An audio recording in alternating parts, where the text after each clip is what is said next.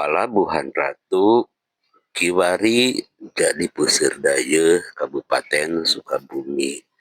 Basisirna kakoncara endah jadi pangjugjugan balarea. Kumaha sasakalana Palabuhan Ratu ieu? Hayu urang sasarengan guar di dieu. Sok golosor. Assalamualaikum sampurasun. Urang patepang deui di Kanal Sunda. Tempat diajar nyarios bahasa Sunda. Ayeuna urang ngaguar sasakala Palabuhan Ratu.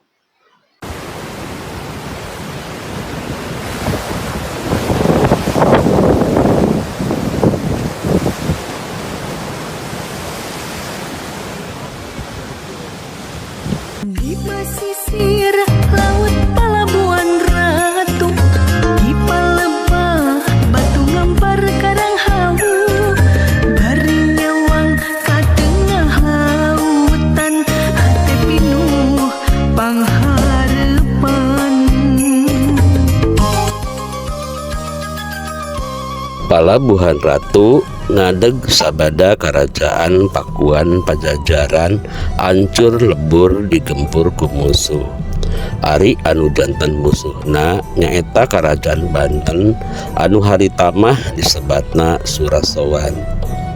Karajaan Pajajaran teu tiasa ngayonan musuh, margi musuh kawilang tangguh ditambih aya bantuan ti karajaan sanes nyaeta Karajaan Demak sareng Karajaan Cirebon.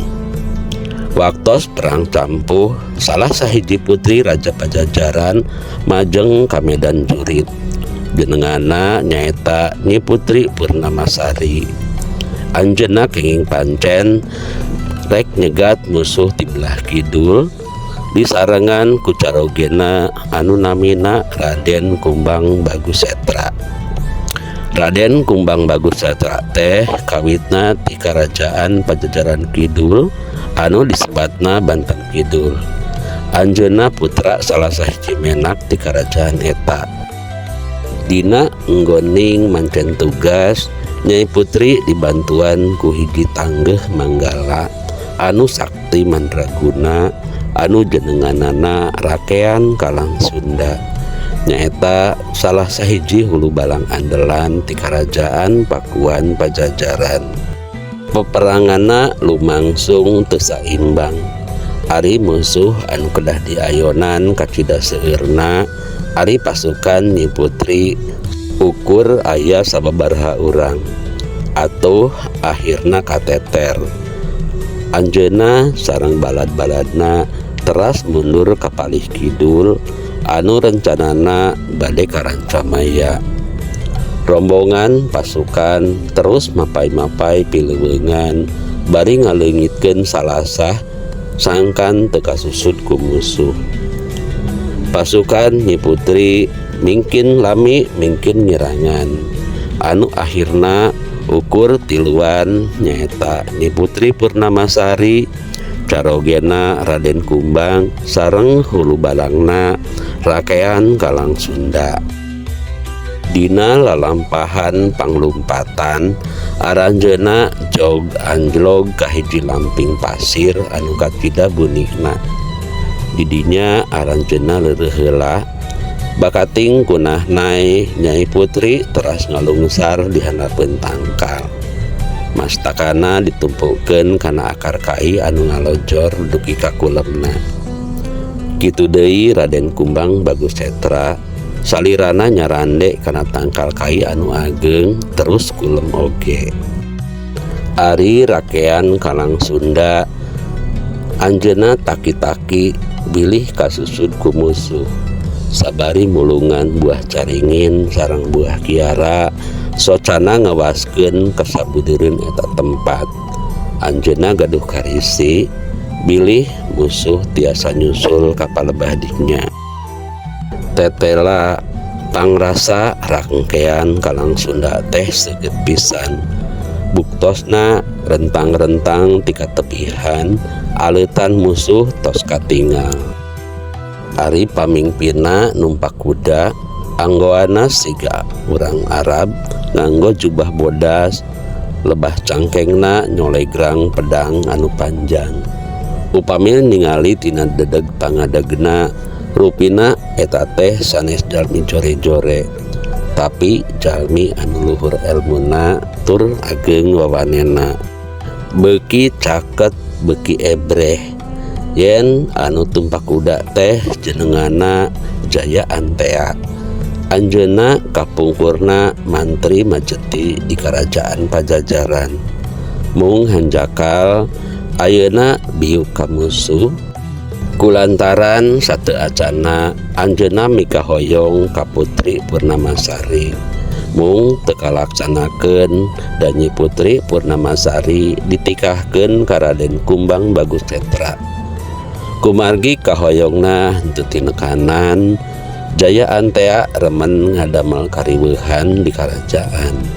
Antukna anjeunna dilerenkeun tina mantri majetina, malah dugi ka diusir ti Pajajaran.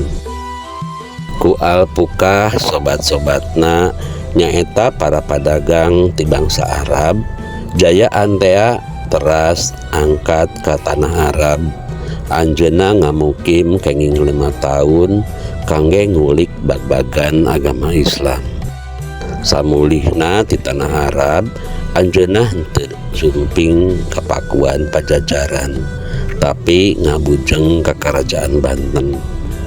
Didinya anjeunna ngangken-ngangken yen dirinya teh Prabu Anom Kian Santang, putrana mahkota Kerajaan Pajajaran. Anjeunna oge ngagentos namina janten Syekh Al-Muwakonah. Sultan Banten oge kasamaran. Anjeunna henteu eungeuh yen eta teh saleresna sanes Kian Santang. Kukituna kahoyong Jaya Antea kanggo ngagempur sareng nyerang Kerajaan Pajajaran teh disatujuan. Komo deui sabab ngadangu sasauranana yen tujuan ngagempur teh seja ngislamkeun pakuan Pajajaran. Dina prungna perang, Jaya Antea tetep ngincer ka Putri Purnamasari, sugan sinareng sugan janten kapimilih ku dirina. Nu matak teu aneh saupami Nyai Putri Purnamasari teras-terasan dipilari ku anjeunna. Belaan aprak-aprakan mapai-mapai leuweung geledegan. Rakean Kalang Sunda neuteub seukeut ka palebah aleutan musuh. Tetela musuhna teh mandi seueur. Rakean Kalang Sunda gura-giru ngagugahkeun Nyi Putri sareng Raden Kumbang. Barang ret ka palebah musuh, Nyai Putri ambek salirana meni ngagidir. Pereupna diacung-acung, Nyai Putri sareng Raden Kumbang kagungan maksad bade nyegat abrulan anu dipingpin ku Raja Antea. Namung ku Raden Rakian Kalang Sunda dihalangan bari teras dilelemu. Saur Rakean Kalang Sunda, kateu ari dilawan oge da anger bakal eleh. Amarah Raden Kumbang Setra lami-lami oge leler. Teras panangana diceuwang ku Nyai Putri, diajak lumpat nyingkahan musuh-musuh anu mangkin caket. Jaya Antea milarian Nyai Putri tos 2 sasi. Taya leuweung nu teu diasruk, taya tegalan nu teu kaaprak, komo deui lengkob, reuma sareng lamping mah. Sadayana dipapai talis tipisan. Malih jungkrang-jungkrang oge teras disorang. Ari balad-baladna mingkin lami mingkin ngirangan. Seseueur nama kata rajang ku panyawat parna dugi ka henteuna. Sapalih deui kalabur margi henteu kiateun kedah aprak-aprakan. Mapai-mapai pileuweungan. Atuh tungtungna Jaya Antea teh ukur nyorangan. Lalampahana teh estu nyorangan bae. Sanaos kitu anjeunna teuneng ludeung taya kakimir. Patekadanana angger milari Nyai Putri anu dipikabogoh ku manehna. Pantes ku kitu teh mah margi anjeunna mah tos masagi dihenteu-henteu oge kantos nepeng kalungguhan jadi mantri Majeti di Pakuan Pajajaran. Jaya Antea teu Pondok Pangharepan, anjeunna teu liren-liren milarian Nyi Putri Purnamasari. Dina hiji mangsa Jaya Antea dugi ka hiji saung, ti katebihan ku anjeunna katingal aya istri nu nyaliksik di payuneun saung. Saparantos disidik-sidik geuning eta teh Nyi Putri Purnamasari. Atuh Jaya Antea kacida bingahna anjeunna kakatayepan nyaketan Nyi Putri. Barang bade dirontok, Nyai Putri rikat bari teras ngagorowok. Harita teh Raden Kumbang sareng rakean Karang Sunda nuju milari Imung Bitung di Memunggang Pasir. Barang ngadangu Nyai Putri ngagorowok, atuh maranehna kacida reuasna. Duanana tuturubun ngabujeng saung. Dugi ka saung, katengen aya Jaya Antea nuju di dinya. Atuh amarah Raden Kumbang ngagedur, terus anjeunna mayunan Jaya Antea. Nya der wae atuh tarung patutunggalan. Itu ieu pada gagah duanana taya nu kasoran. Duanana seja tarung tutumpuran toh pati jiwa raga ngabelaan Nyai Putri. Nuju rongkah-rongkahna tarung, ujug-ujug aya kajentenan aheng. Barang Raden Kumbang bade nyepak Jaya Antea anu nuju sasampoyongan, ngadadak jagat oyag. Brai taneuh beulah palebah Raden Kumbang. Atuh brus wae Raden Kumbang teh tigebrus kana jero taneuh dugi ka tilarna. Ari Jaya Antea kaleresan ayana di belah bibir taneuh, jadi anjeunna mah salamet. Jaya Antea teras luak liuk milarian Nyai Putri. Mung Nyai Putri tos teu aya da dicana kabur ku rakean Kalang Sunda. Ari kaburna dugi ka hiji gunung anu leuweungna tos janten Reuma, dugi ka kiwari eta teh disebatna Gunung Reuma. Pameunteun Nyai Putri katingali marah mae, anjeunna ngaros bingah kulantaran rakean Kalang Sunda parantos nyalametkeun si Utun Inci anu dikandung ku anjeunna. Margina puterana eta teh anu bakal janten wawaris ngadegkeun deui karajaan Pajajaran. Ti Gunung Reuma eta Nyai Putri sareng rakean Kalang Sunda neraskeun deui lalampahana dugi ka hiji palataran anu aya di palih kiduleun Walungan Ageung. Anu kiwari walungan eta teh disebatna Cimandiri. Tos kitu aranjeunna ngababakan di hiji palataran anu diliwatan ku wahangan alit anu sungapana aya handapeun tanggal dadap anu kacida ageungna. Tos kitu babakan eta teh disebut babakan Cidadap. Hiji mangsa Jaya Antea dugi deui ka eta babakan. Kawas nama anjeunna teras-terasan milari raratan Nyai Putri. Nyai Putri harita teh nuju ngadaweung di payuneun bumi. Barang anjeunna ningal Jaya Antea ngagidig ngabujeng ka dinya, Nyai Putri teras ngagoak. Berbet anjeunna lumpat lebet ka bumi, sorolok panto ditulakan pageuh pisan. Rakean Kalang Sunda anu nuju ngasek di pengkeren bumi kacida reuasna. Anjeunna gura-giru ngabujeng ka tempat eta sora. Gok patepang sareng Jaya Antea anu bade unggah ka tepas. Teu antaparah asek anu dicepeng dibabukeun ka anjeunna.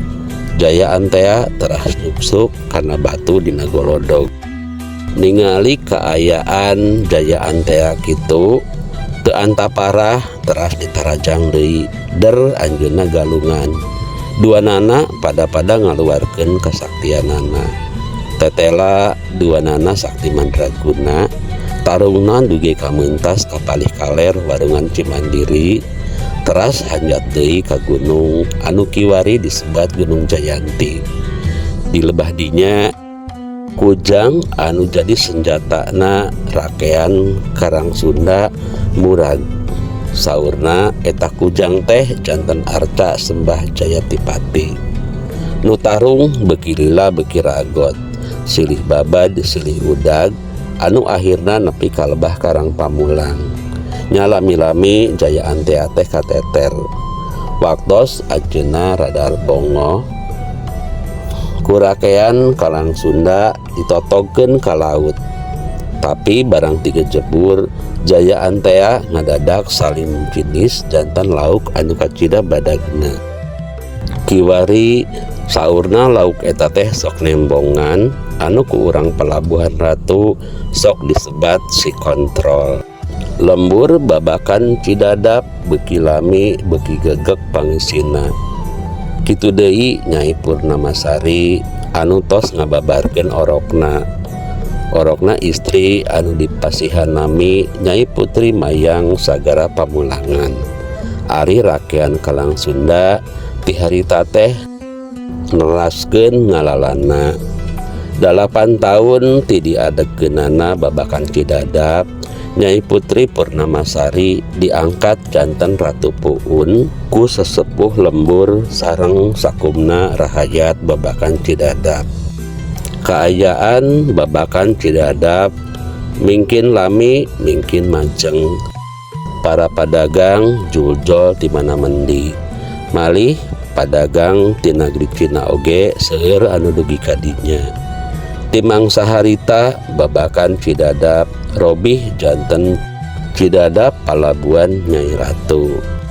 Saparantos Nyai Putri Ratu Puun Purnamasari sepuh, kalungguhan Ratu Puun dipasrahkeun ka putrina nyaeta Nyai Putri Mayang Sagara.